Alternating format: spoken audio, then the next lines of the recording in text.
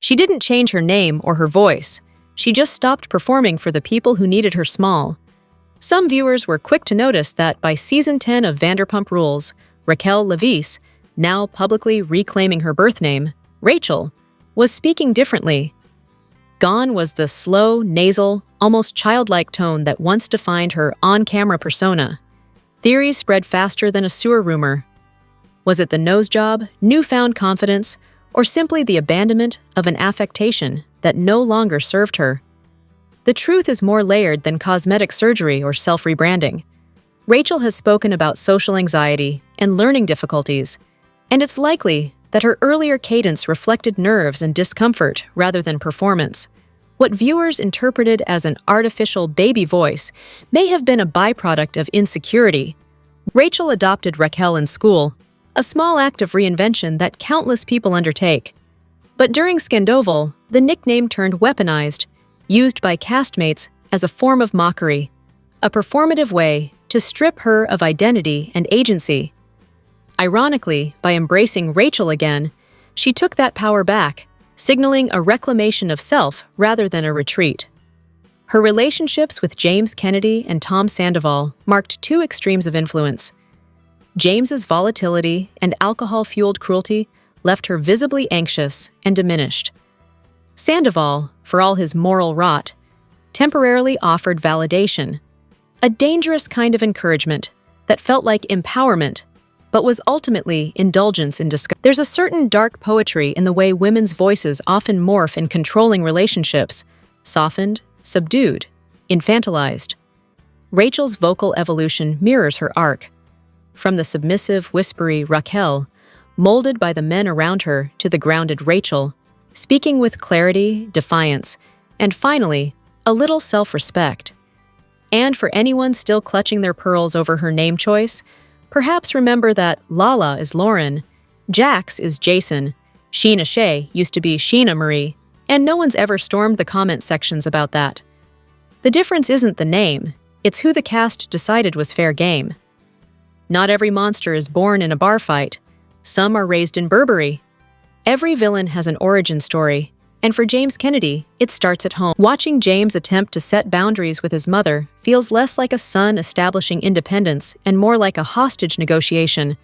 She rattles off a delusional resume of her parenting: Burberry, private schools, your first steps at Tiffany's, as if material excess could somehow replace emotional stability.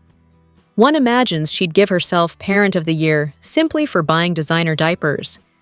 In those rare moments with his family, James softens. Beneath the arrogance and temper, there's a flicker of vulnerability, proof that the monster wasn't born, but manufactured. When his mother tells Lisa Vanderpump, "James thinks of you as a mother figure," and Lisa sharply replies, "No, you're his mother." It's one of the show's most revealing exchanges. It's the sound of a narcissist being denied her favorite game: emotional manipulation. James' mother embodies the worst kind of parent, one who feeds off her child's success while sabotaging his growth. Her brand of affection is conditional, performative, and self-serving. She's not nurturing him, she's milking him.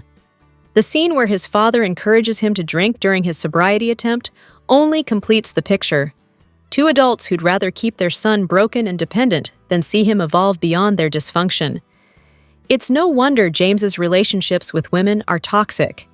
He grew up watching his mother weaponize charm and pity, while his father rewarded recklessness. That environment didn't just excuse misogyny, it trained him in it. Lisa Vanderpump's own indulgence of James's behavior only compounded the problem. Her insistence that Allie return to him because he needs you wasn't empathy. It was enabling disguised as compassion. The pattern is painfully clear. James is the byproduct of a household, and later, a workplace, that rewarded arrogance, manipulation, and his mother's smug entitlement, his father's irresponsibility, and Lisa's selective blindness created the perfect storm for his misogyny to thrive. James Kennedy remains a deeply unpleasant figure, but his pathology didn't appear out of nowhere. His mother's parasitic behavior, stealing Kristen's credit card, invoking karma when Kristen couldn't get pregnant, and inserting herself into her son's chaos, illustrates exactly where his cruelty was modeled. Yet the most tragic part is that he still seems to admire them both, as though loyalty might one day buy him the love he never received.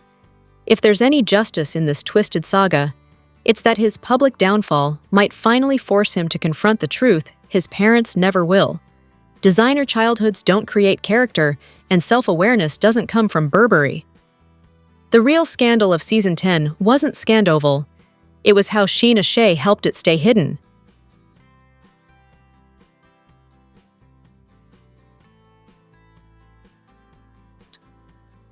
By Season 10 of Vanderpump Rules, the show's moral compass was spinning so fast it might as well have been mounted on a roulette wheel.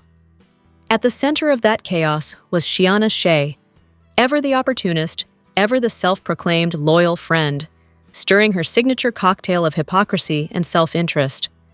Her role in the Schwartz-Raquel debacle wasn't just meddling, it was a masterclass in televised manipulation disguised as friendship. Shayna's orchestration of the Schwartz and Raquel flirtation was textbook opportunism.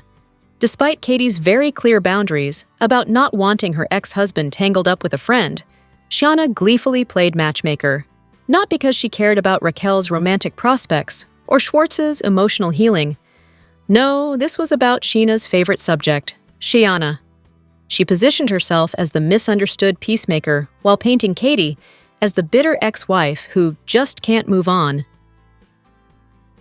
It's a move so transparent, it's almost admirable, if one admires moral bankruptcy executed with a smile. The irony, of course, is that Katie's prophecy, "Her karma will come and I'll sit back and watch," didn't age well for Shayna. Watching the post-Scandoval fallout, it's hard not to see karma's hand at work. Now, there's the question of what Shayna actually knew about the real affair between Sandoval and Raquel. Some argue she was oblivious. Others point to moments that suggest otherwise. Take Season 10. Episode 12, James's Beach Party. Shayna pulls Sandoval aside after hearing from Allie that he was seen dancing alone with Raquel at the Abbey at 1 a.m. Her words, "I'm like shaking." Not exactly the reaction of someone in the dark. And yet, rather than warning Ariana, her best friend, Shayna effectively muffled the alarm bells. Whether out of loyalty to production, Sandoval, of course, by that point, authenticity was a luxury none of them could afford. Season 10 reeked of desperation, a cast of reality veterans scavenging for a storyline that might justify another season. Shayna's push for a Raquel Schwartz hookup wasn't about romance or friendship, it was about airtime. Katie's outrage added the emotional spark the producers needed. Everyone got what they wanted: conflict, confusion, and, ultimately, ratings. Then Scandoval detonated, and suddenly the show's flailing narrative had its nuclear event. Still, buried beneath the spectacle, Katie's hurt was real. She didn't need to still love Schwartz to feel betrayed. 12 years of shared history, surviving both a marriage and a traumatic brain injury, doesn't dissolve overnight. Katie may be blunt and occasionally in the end, Sheena Shea proved yet again that she will always find a way to center herself in the story, even if it means pushing someone else into the fire. Reality television thrives on drama, but Shayna thrives on proximity to it. And when karma finally came calling, it didn't need a camera crew. It had already been rolling all along.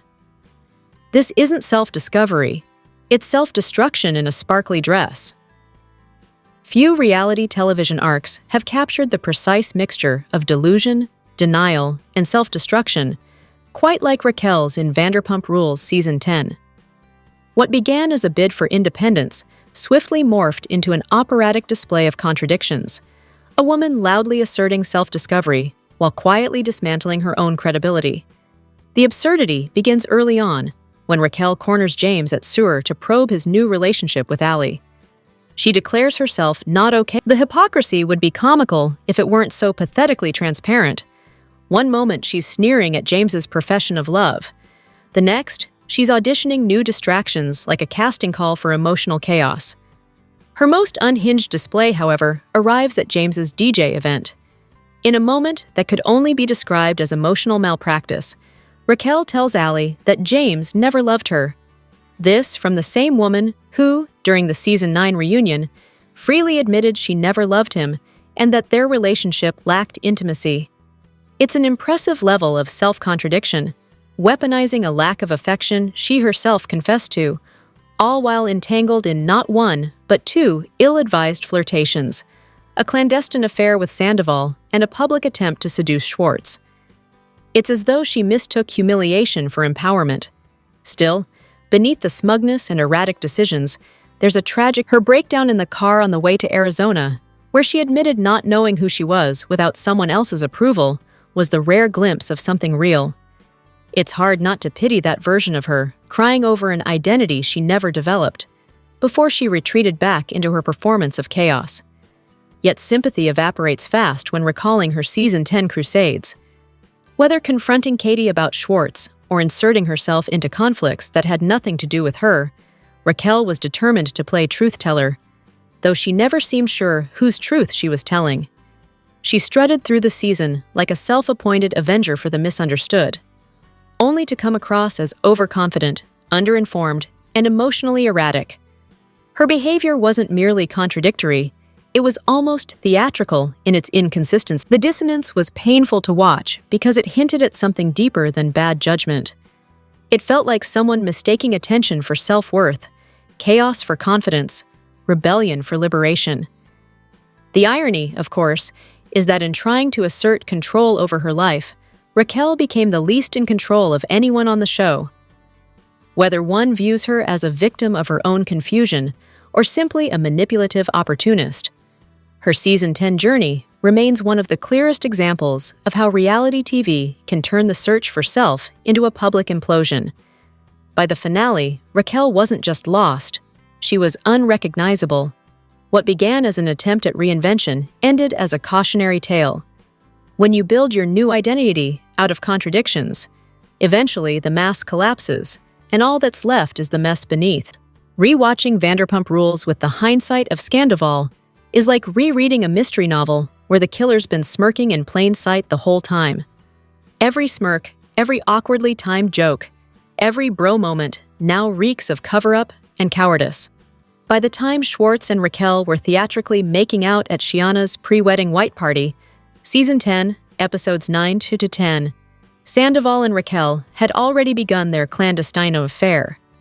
Which means, yes, Schwartz's conveniently timed flirtation was not just pathetic, it was strategic. The Toms weren't merely complicit, they were co-authors of the deception. Schwartz, ever the master of the "aw shucks, I'm just a dumb guy" routine, knew exactly what was happening.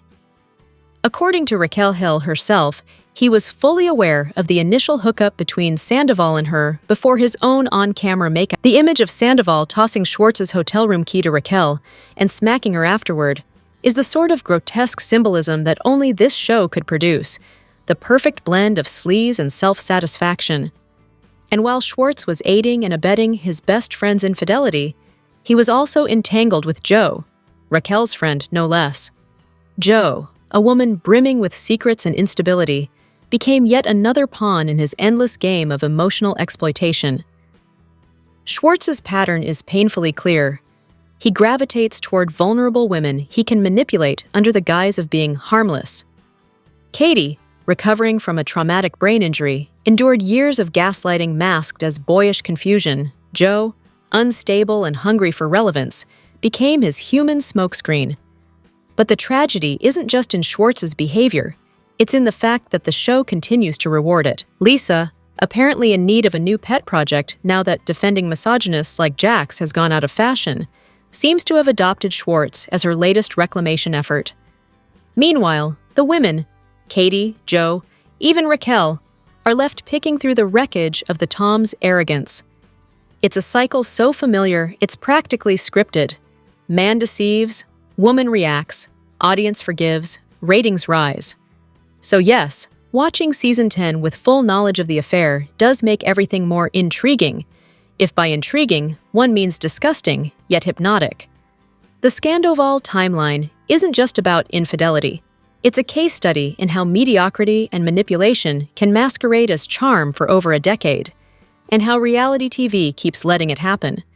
Because in the world of Vanderpump Rules, karma doesn't come for the guilty. For a man allegedly redeemed, James Kennedy certainly spends a remarkable amount of time proving otherwise. His so-called transformation from volatile club boy to reformed gentleman was always more marketing than metamorphosis. A storyline polished for optics, not born from genuine accountability. Season 10 offered glimpses of charm and restraint, but beneath the tepid apologies and smug self-awareness lurked the same volatile cocktail of arrogance, entitlement, and emotional instability that has defined him since his debut. The public's sudden eagerness to canonize him as a comeback king was baffling. The same viewers who pounced on Sheena or Lala for far milder offenses seemed eager to hand James a halo simply because he could string together a few sober sentences. It wasn't growth, it was damage control. For a moment, it was tempting to believe she might steady him. But as the season unraveled, so did the illusion. The controlling patterns resurfaced almost immediately, wrapped in the familiar package of overzealous affection and thinly veiled dominance. Allie's visible discomfort and disengagement spoke volumes. Their relationship reeked of performance. She didn't look enamored. She looked exhausted. When later reports surfaced of him allegedly slamming her to the ground, surprise gave way to weary resignation. The disappointment wasn't in the act. It was in how utterly predictable it was. James's problem isn't alcohol, it's entitlement. Sobriety doesn't cure narcissism, and his disdain for women doesn't evaporate with abstinence. Whether drunk or sober, his worldview remains consistent. Women exist to orbit him, flatter him, and, above all, never challenge him. He romanticizes dominance and punishes defiance. Lisa Vanderpump, ever the optimist, once seemed convinced James's worst behavior was merely alcohol-fueled immaturity. It's a comforting narrative, the "he's only awful when he drinks" defense. But in James's case, sobriety only stripped away the excuse. The aggression persisted. The ego remained. The issue was never the vodka. It was the man holding the glass. Socially, he's a loner by his own design. The core cast never truly embraced him, and his resentment festered. His relationships, whether with friends or lovers, tend to combust under the weight of his insecurity and superiority complex. Even his alliances feel transactional. When Scandoval imploded, James momentarily found himself on the right side of public outrage, earning sympathy not through virtue but convenience. It was less redemption, more opportunism. None of this negates the obvious. James is a wounded man. There is pain, there is damage, and there is, somewhere in there, a frightened little boy desperate for validation. But brokenness does not excuse cruelty. One can feel empathy for his suffering while simultaneously recognizing that he weaponizes it. Ultimately, James Kennedy's growth is the reality TV equivalent of a mirage. It glimmers convincingly from a distance, shimmering with the promise of change, only to vanish upon closer inspection, revealing once again the same desert of ego and dysfunction he's been wandering all along. They called it a makeover, but it was really a PR ambush.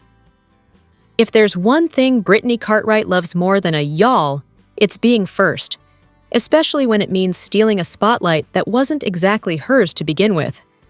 Her recent mommy makeover isn't just a post-baby pick-me-up. It's a perfectly timed, headline-hogging maneuver that conveniently preempts Nia's identical story. The brilliance of Brittany's move lies in how deceptively mundane it appears. Viewers who only half-watch The Valley won't recall that Nia had mentioned wanting the same surgery months ago. Instead, when Nia inevitably gets hers next season, the casual audience will shrug and think, "Oh, isn't that what Brittany did last year?" Cue Brittany's victory confessional. Strategic doesn't even begin to cover it. This is PR warfare disguised as postpartum self-care. Of course, some insist this is all coincidence. Brittany, they argue, had been planning the makeover long before Nia's storyline even existed, perhaps before she'd even decided to become a mother. Maybe. But coincidence starts to look a lot like calculation when timing and attention align so neatly. Nia, still deep in the trenches of breastfeeding and family planning, is months away, if not years, from undergoing her own surgery. Brittany, meanwhile, has the advantage of perfect timing and a surgeon rumored to work for exposure rather than ethics.